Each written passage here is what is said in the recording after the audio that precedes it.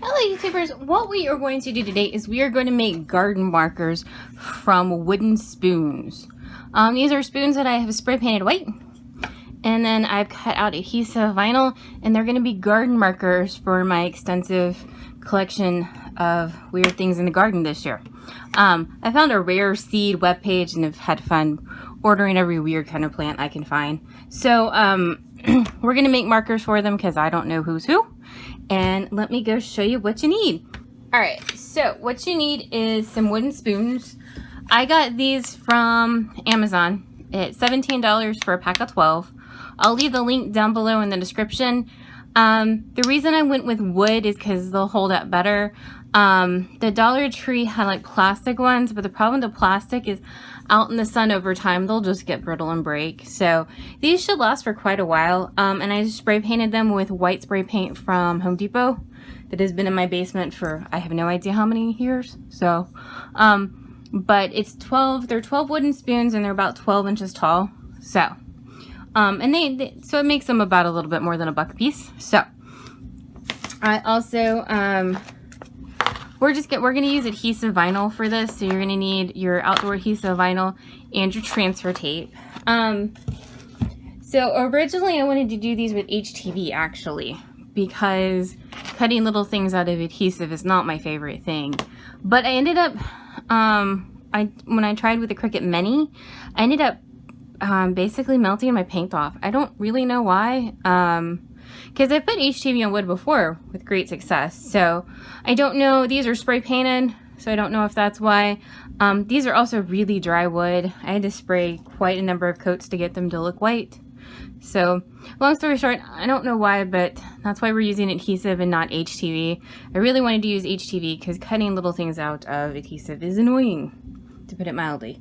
So number one trick for doing that is I highly recommend the CBO 9 blade for this. Our letters are about 1/4 of an inch tall.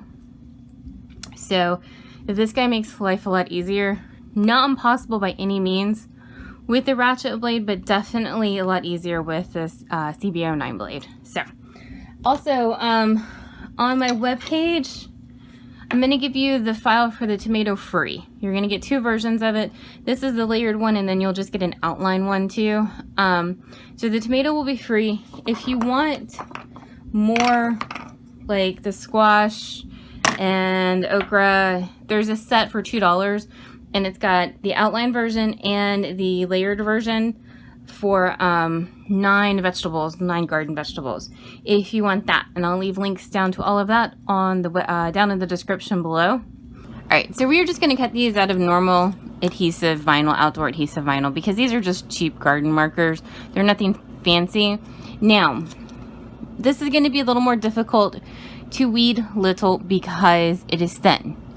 Any of these fancy paper or fancy adhesive vinyls will be easier to weed. See, I was working on this one, and see how thin these little lines are, and see how none of it's been picked up.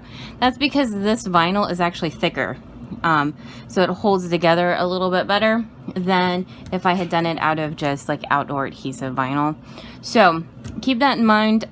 Any of the opals, any of the fun fancy ones, this is an opal, will be a little bit easier to weed. However, they are substantially more expensive than the just standard outdoor vinyl. So keep that in mind for your project. Alright, we are in Silhouette Studio. I'm using version 4.3.370. It is a legacy version. And what we're going to do is we're going to come over here and draw an oval. And you do not have to do this, but I'm going to go up here and make it have a point size so that you can see it a little bit better for the video. And what we're going to do then is click it. We're going to go over to the transform panel, and the second one over here has got the scale tool. So I measure the back of my spoon, and it is 2.5 inches tall and 1.5 inches wide, which, as you can see, is not very big. So we are going to shrink down my little squash and put it in here. Now, when you're picking out fonts, especially, they're important when you're picking them out for adhesive vinyl. because you're going to want something that's fat and relatively smooth. That's just going to make your life a lot easier. And these tips are specific to drawing something little, because you have to understand our letters aren't even an inch tall. They're just about 1/4 of an inch tall in a lot of them. So this is the font I went with. This is a font, an example of a font I would highly recommend you stay away for this specific project, because trying to get this to cut out in a very little size is going to be a nightmare. So we went with this one. It's called Minty Slush. It is a free font from Missy Meyer on her webpage. I will leave a link down below to where you can grab it. It is Missy is a very famous font creator, and it is a free one from her. So at this point, we're just going to squish it down into our circle. You can also use this little guy to turn if you want to be crooked with it. And that's all there is to it. And basically at this point, you're just going to use your circle. You can move him and put as many different vegetables and names in here. And if you don't want to use the vegetables, you can also just put names in here and use this as your sizer.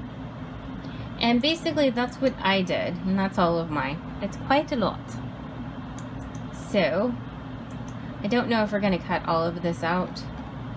Something else I wanted to show you is my original design for my cucumber had a bunch of little dots in it, and the problem with that is they were just coming up, they were getting lost, they were ripping. So I went back and redrew it so that everything is touching. That's going to make it significantly easier to cut out and keep all my pieces. Little dots and things like that are not going to do well. My ochre is the same way. See how everything is connected? And so is my patty pan squash down here, which is the... Don't ever try to draw a patty pan squash. My gosh. Anyway,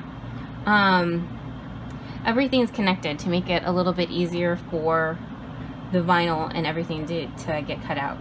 Now, something else I want to talk about real quick. The eyes. You have a couple of things you can do. What I decided to do was basically give it up. So if they made it on... If they got cut out and made it onto my spoon, congratulations. If they didn't, it didn't matter. But what you can do is, let's copy and paste.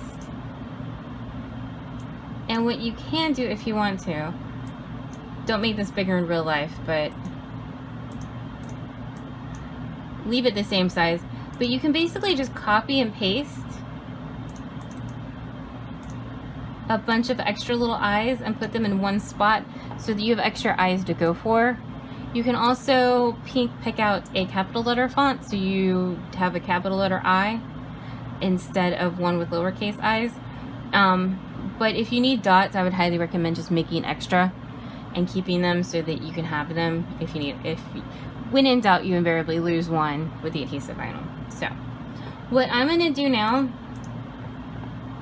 is move everything around so that we can cut it, and I'll come back and show you what my screen looks like then. Alright, so what I've done is I've ungrouped everything and then moved them to be with light colors. So let me go show you up here real quick. Under page setup, where it says transparency right here, it goes from there all the way down to where you can see the numbers on the mat.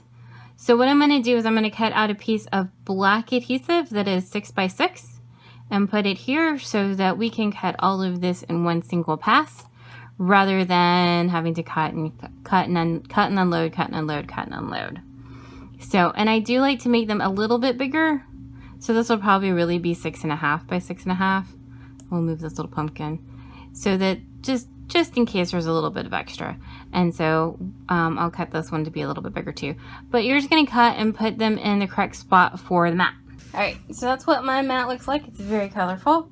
And what I have done is, this is a self-healing cutting mat. It's technically used for quilting. And this is a quilting ruler that never gets used for quilting. I just lay my vinyl out and cut it with the rotary cutter. Just make sure you watch the fingers. And now we're going to go send it back over to the machine and we're going to cut it. Alright, so we are in the send panel and all of my stuff is lit up. glossy vinyl, cut, ratchet blade. We are using my Cameo 2 today, but you can do this on any of the machines.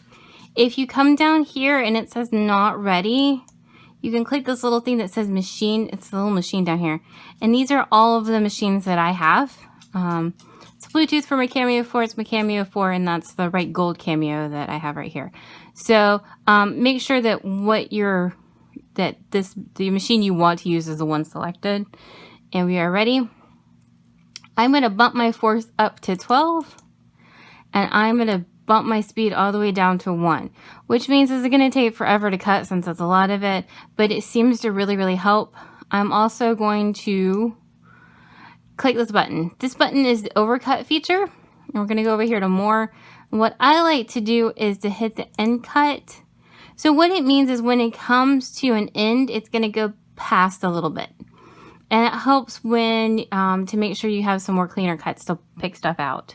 So what I like to do is where it starts is at 0.10 and where it ends is at 0.20, so that hopefully it cuts off and makes it a little bit easier for us to weed. And I'm using my CB09 blade, and we are going to hit send, and we are going to hope this all comes out on the other end. Alright, so we are done cutting. My adhesive vinyl got stuck, so I had to like pull it out. So that's why this guy is really rough. But everything else is cut. I would highly recommend flipping it over and peeling from the back this way. If you want to do that, you can also just weed on the mat. Sometimes that's easier. But in all of our little bitty lettering, see how we've lost some of the spots? So that's an I that's gone. And then these are some of the inside letters that are just gone. So just know that's part of the gig when you're cutting really little stuff, and that you might have to cut stuff again. And then past that, you're gonna weed and pack some patience, because this might take a minute. The big things are easier to to weed. But yeah, you might want to leave it on the mat. That helps. Also, if it's giving you a really hard time, you can try pulling from another direction. Sometimes that helps. Alright, so for these, the little bitty letters and our black, what I'm going to suggest is that you cut it apart and put it on your mat. This is a fairly sticky mat. The reason why is so that when you're picking it up, it's not trying to stick to itself, because that is annoying. And that way you're not, you know, trying to pull up a giant sheet with all these little bitty letters. These cucumbers are pretty easy. And this is a really sharp, stabby tool from Cricut. Now for the letters, you're just gonna have to pack a hell of a lot of patience, and I'm pretty sure some wine.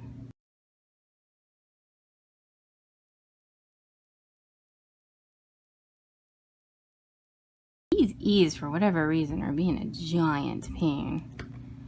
So yellow pear, and then see my eye over here, Golden Jubilee. No idea where it went. So basically just keep at it until you get everything weeded.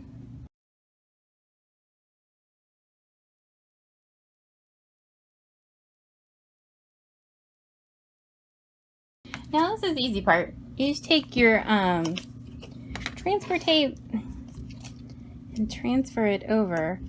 Now I made the decision to not have things line up, kind of to give it a little bit more fun of a look, but you totally can have everything meticulously line up if you want to. So like this, I just kind of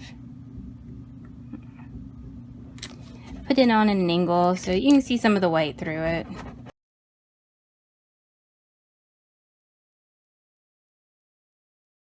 And there we go. And after you're done, you can go and press them again. Make sure they're really on there. And you can reuse your transfer tape a couple of times.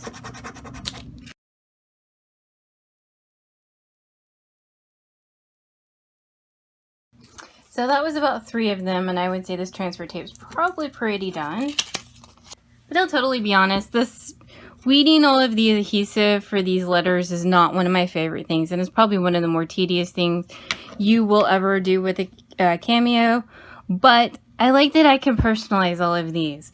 Like, I don't know of lemon cucumber markers anywhere else, or black squash, or black cherry tomatoes. So that's what I always like about these machines, is the ability to kind of personalize. So I'm going to finish these up, throw these out in my garden, and I will let y'all know how they do and come the fall. I would imagine they're going to do pretty well, but we'll give them a test. So if you have any questions, let me know down in the comments, and if you would please like and subscribe, that would be awesome. Thank you for watching.